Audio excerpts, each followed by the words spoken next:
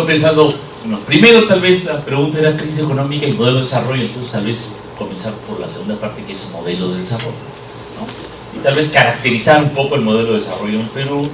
Creo que cuando hablamos de modelo de desarrollo, yo por lo menos estoy pensando en que hay un planificador estatal que ha propuesto un plan, que es el modelo de desarrollo que está preconcebido y orientado, pero sí creo que es una orientación del desarrollo en la cual confluyen diversas partes o piezas que se engranan para producir un determinado resultado, una determinada orientación, ¿no?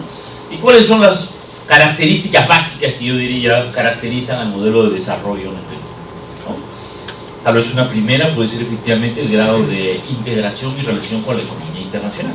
La economía peruana es una economía abierta, ¿no es cierto?, comercial y financieramente, ¿no?, integrados al mundo a través principalmente de la exportación de materias primas, y tenemos una amplia movilidad de capitales, de tal manera que en realidad cuando los precios de las materias primas suben, no solamente recibimos más divisas porque exportamos más oro, sino porque además la inversión en oro en el Perú aumenta significativamente, y eso es lo que hemos visto en los últimos años. El ciclo financiero se vincula con el ciclo del precio de las materias primas, y eso está bastante claro. El segundo tema creo que tiene que ver, la segunda característica tiene que ver con la estructura productiva, ¿no? Entonces la economía peruana es una economía en la cual el 75% de nuestras exportaciones son primarias. Esto tiene un peso menor en el PBI, probablemente la minería hoy, no tenemos un dato exacto, creo que alguien calcula que en realidad es 14% del PBI, aunque el dato oficial es menor porque está calculado a precios de 1994, entonces es un absurdo el dato oficial, digamos, ¿no? Pero es una economía en la cual hay un peso importante de un sector minero, de hidrocarburos, de exportación primaria, que es básicamente la misma estructura productiva que tiene el Perú hace 50 años. En Harvard hay un observatorio, digamos, una iniciativa sobre cómo funciona el crecimiento económico de los países, ¿no? Diagnóstico del crecimiento económico de los países, y Ricardo Hausmann, que ha estado recientemente invitado como estrella en el Perú varias veces, hizo un diagnóstico de eso hace unos 4 años, y su diagnóstico es: miren, el Perú no tiene trabas a la inversión, su educación es buena, pero su estructura productiva primaria exportadora es un problema, y básicamente la misma estructura de hace 50 años, salvo una pequeña excepción, que es el sector agroexportador. Es el único interesante, novedoso en la economía peruana en los últimos años, el sector agroexportador.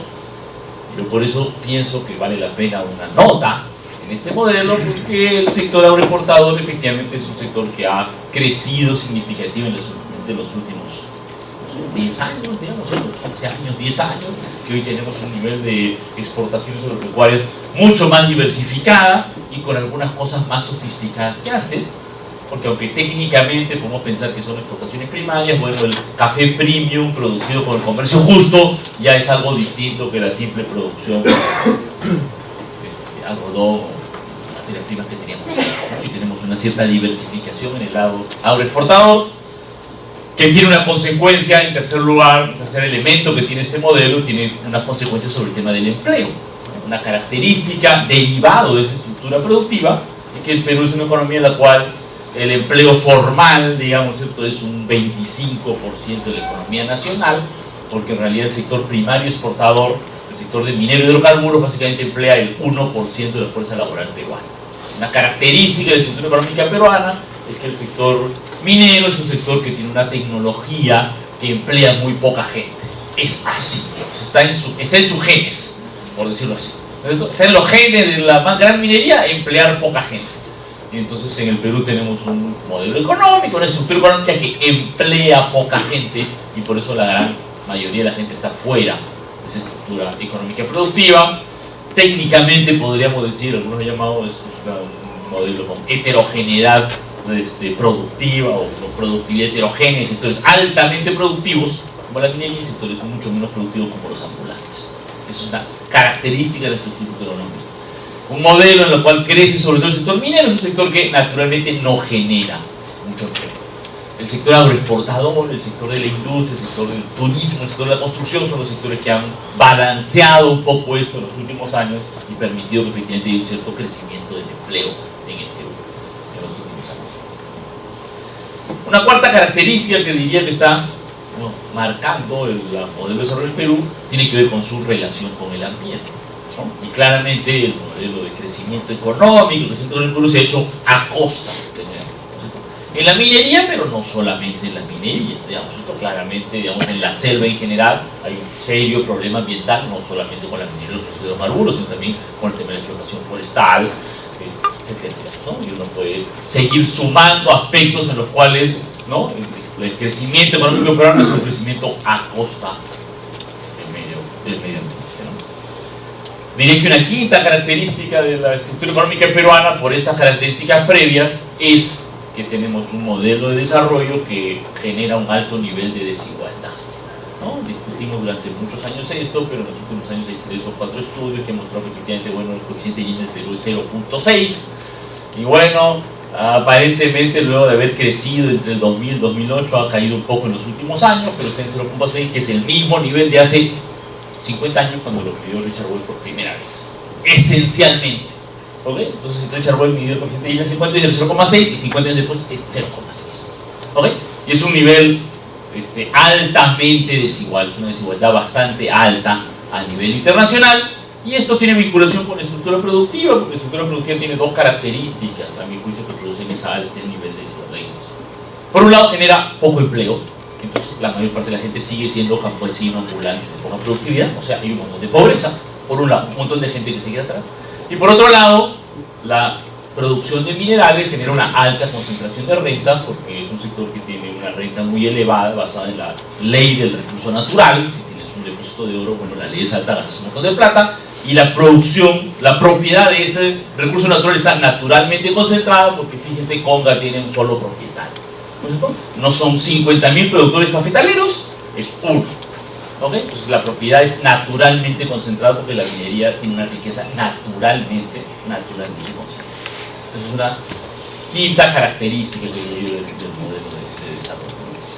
Y yo creo que hay una sexta característica que también se ha discutido en todos los modelos, estudios internacionales sobre los efectos de los modelos primarios importadores, que es un efecto político, ¿no? El efecto político tiene, creo yo, dos consideraciones principales, ¿no? Uno, cuando la riqueza se concentra mucho, bueno, la gente que tiene mucha plata usualmente tiene también mucho poder, o le gusta tener mucho poder, o influye para tener mucho poder. Si la sociedad no lo resiste porque no ha generado una estructura democrática previa, los que tienen mucha plata usualmente logran hacerse de mucho poder. Si les interesa, usualmente les interesa. Ahora, cuando lo que se quiere es exportar minerales, les interesa, porque si no tienen el poder político, no sale como. ¿Me explico? O sea, ¿de qué depende que una minera salga? En primerísimo lugar, de que la empresa minera tenga el control del territorio. Si no tiene control del territorio, no explota el mineral, como sucede con Conga, ¿no es cierto? Y la única forma de resolver eso es a través del poder, ¿no es cierto? Y por eso el conflicto de Conga se traduce en que va el ejército y mata 5 personas. La expresión más descarnada del poder político es la afirmación del control del territorio. La primera ley de la política es el control del territorio, y esa ley está íntimamente vinculada al tema mineral.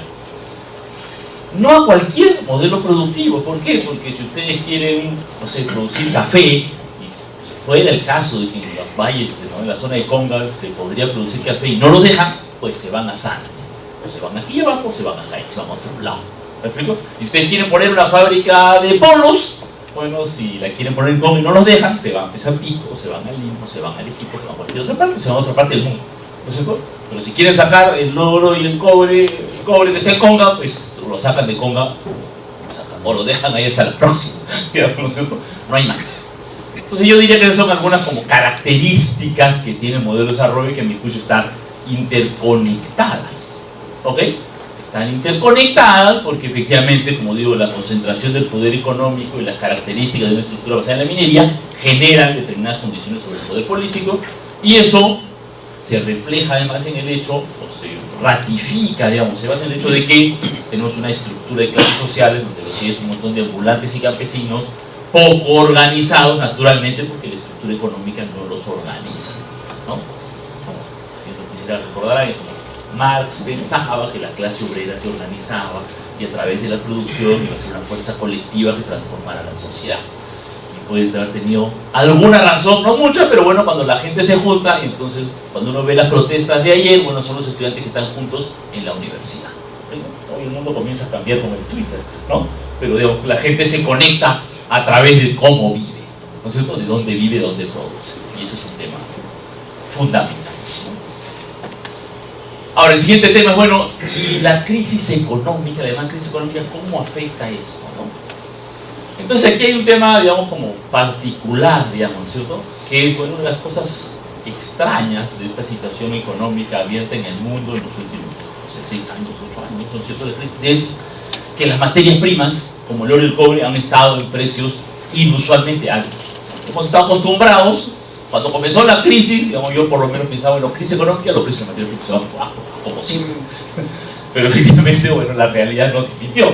Crisis económica y los precios de materias primas se fueron para abajo un ratito, y luego se fueron, ¿no?, un añito, no sé, se fueron para abajo, y al año siguiente, no es que la economía mundial ya estaba en reactivación, no es que el mundo ya estaba creciendo al 5% anual, no es que todo el mundo estaba bollante, pero el cobre regresó a $3.50 y hasta $4 la libra, y el oro en realidad tiene unas características muy particulares por ser un metal financiero, un activo financiero, más que una demanda real, subió pues a, no sé, $1.800 la onza, ¿no? Entonces tenemos los precios de las materias primas en el cielo, y el efecto de los precios de materias primas en el cielo del Perú fue el efecto que suele tener estos efectos, que es ingresa un montón de dólares en la economía peruana, y hay un montón de gente interesada en invertir en la minería en el Perú. La característica particular de las inversiones mineras es que no se hacen de la noche a la mañana. O sea, un hotel de turistas creo que se hace en un año. Una mina se hace en 8. ¿Ok? Porque el proyecto es difícil, porque es complicado, porque hay que juntar un montón de plata que no es tan fácil de juntar, porque hay que conseguir permiso, porque las minas en el Perú típicamente, en el Perú y en el mundo, demoran muchos años en hacerse. Entonces, por eso es que uno ve, bueno, hoy, este año el Perú pasa algo bien extraño, si uno lo ve en lo inmediato. Los precios de las materias primas comienzan a caer este año, ¿no? Este año comienza a caer, pero la inversión minera subió 25%. ¿Cómo es eso posible? Porque el aumento de la inversión minera del 25% este año no responde a una decisión de hace 6 meses, responde a una decisión de hace 5 años, cuyos frutos los estamos viendo ahora. Y algunas empresas mineras ya tenían más o menos todo listo y están diciendo, uy, justo cuando me iba a tirar a la piscina, cuando había puesto la ropa de baño, cuando estaba listo para la piscina, parece que el agua se está secando, entonces me aguanto un ratito.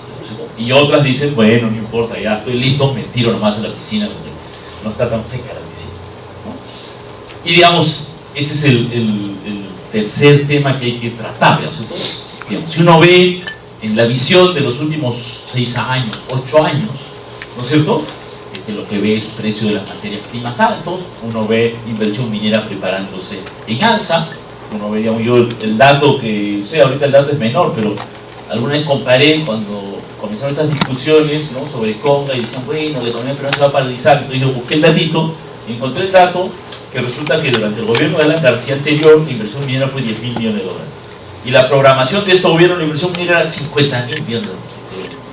Aquí definitivamente no es que esto se está cayendo. De los $50.000 millones hoy parecen quedar como $30.000 millones o $25.000 millones razonablemente para que sea en este periodo de gobierno. Pero los $25.000 millones todavía es una inversión 150% mayor a la del gobierno de Alan García, que fue un gobierno pues altamente favorable a la inversión minera, ¿no? Y que además tuvo todas las condiciones, digamos, ¿cierto?, a favor de eso, y que tuvo un excelente crecimiento económico sin que gran parte de esa inversión minera se haga realidad, digamos. Eran planes, pero la economía real no se mueve porque hay planes, se mueve porque hay plata. ¿Me explico? Porque la inversión se está ejecutando, porque hay gente contratada, porque hay ¿no?, maquinaria trabajando, ¿no? Y eso, la programación que este gobierno se ha corrido 150% más que el gobierno anterior. Eso, a mi juicio, ha tenido otra característica, ¿no? Aquí hay un tema que habría que precisar un poco más, pero la característica curiosa del LUL real no se mueve porque hay planes, se mueve porque hay plata. ¿Me explico? Porque la inversión se está ejecutando, porque hay gente contratada, porque hay ¿no?, maquinaria trabajando, ¿no? Y eso, la programación que este gobierno se ha corrido 150% más que el gobierno anterior. Eso, a mi juicio, ha tenido otra característica, ¿no? Aquí hay un tema que habría que precisar un poco más, pero la característica curiosa del último año, ¿no?, de las cifras del último año de la economía peruana, es que efectivamente la economía peruana parece estar ahorita ya cayendo en el 5%, pero eso no es porque la inversión minera esté cayendo, está aumentando el 25%. No es porque la construcción esté cayendo, porque está aumentando el 25%, ¿vale?, sino que el sector que está paralizándose, digamos, ya no está creciendo, es claramente la industria, ¿no? Y el último dato, pues el de mayo, que la industria creció 0,8%, ¿no? O sea, ya está cada vez más cerca del cero, ¿no? Y entonces, bueno, una pregunta que en realidad le he visto poco, en realidad, en las discusiones económicas es, bueno, ¿y por qué la industria está creciendo tan poco en los últimos meses? ¿No? La explicación macroeconómica más razonable, a mi juicio, es porque el tipo de cambio real está cayendo y se está poniendo completo.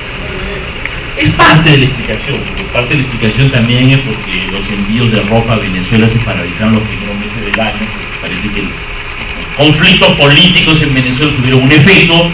Y aunque parezca sorprendente, uno de los primeros destinos de nuestros textiles en el mundo, además de los posibles, es Venezuela, ¿no?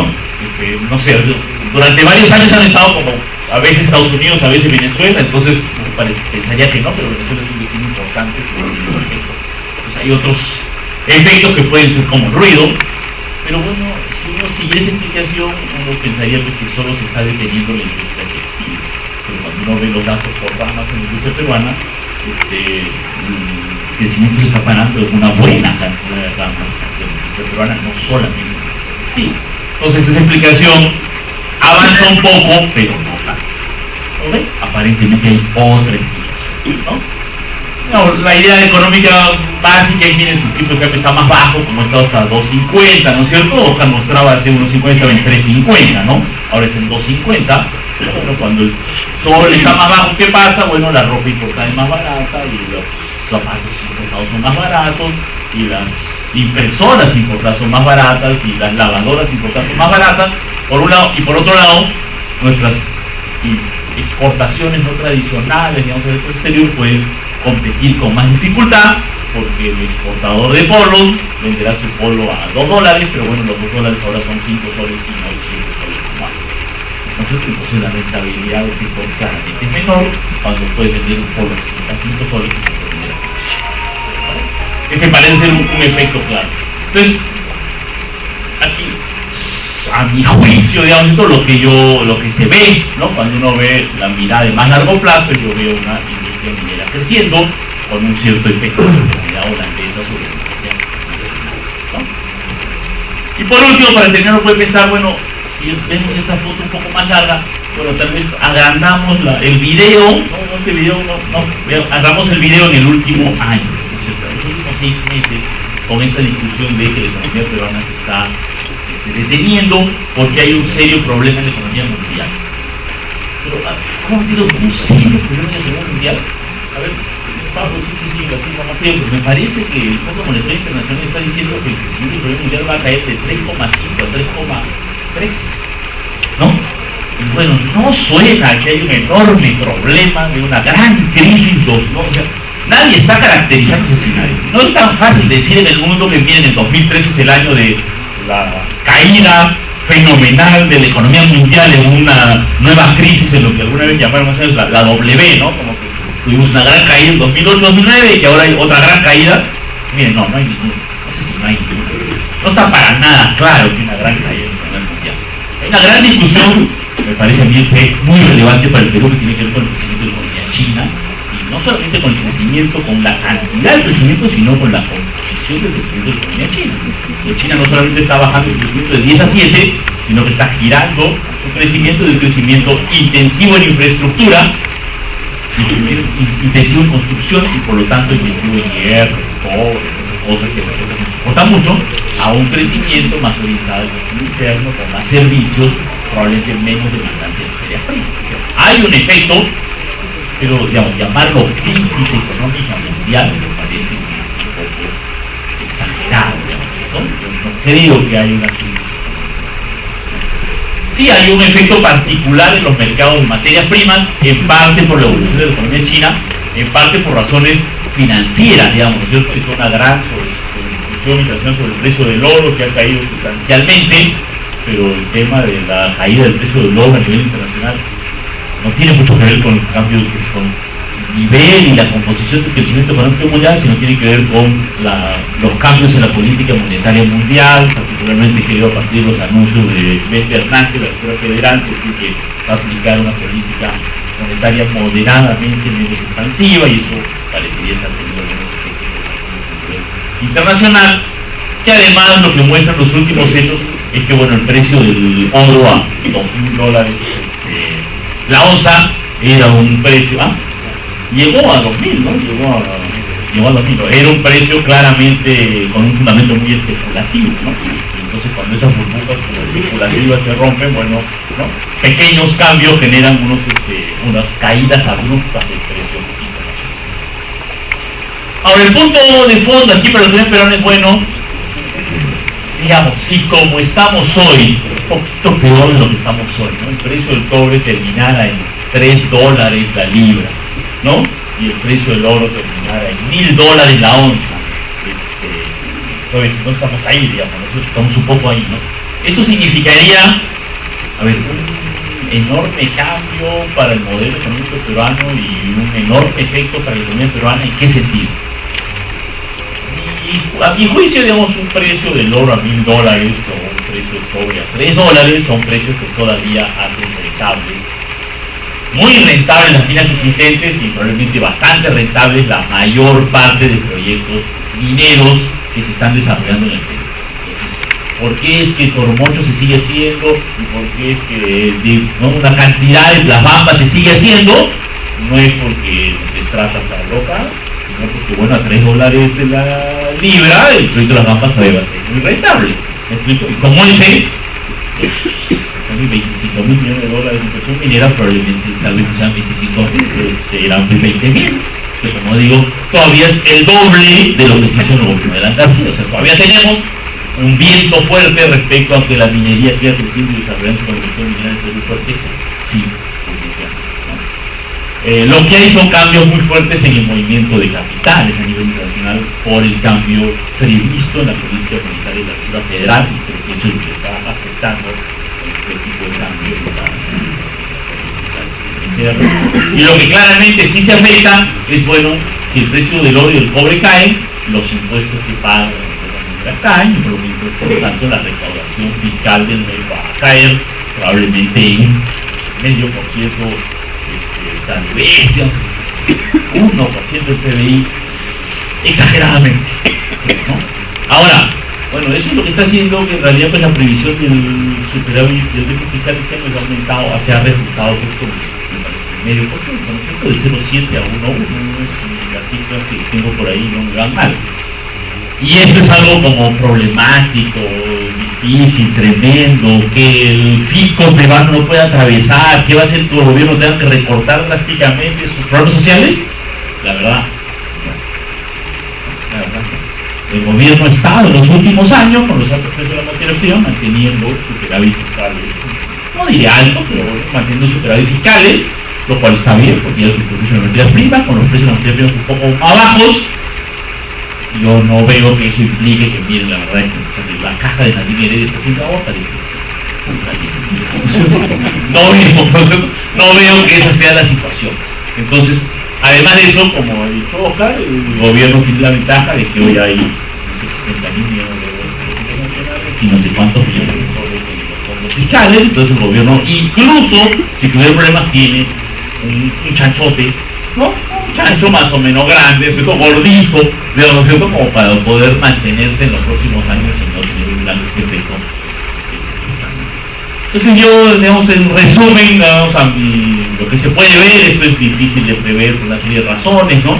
Aparentemente pasamos a una época en la cual el tipo de cambio va a ser más alto, a mi juicio, sobre todo por razones financieras, ¿no? Y cambio en las condiciones de la política monetaria y financiera a nivel internacional, pero yo no veo que esas condiciones sean suficientes como para decir que el modelo está haciendo crisis o que va a haber un cambio sustancial en el tipo de crecimiento económico peruano en los próximos años.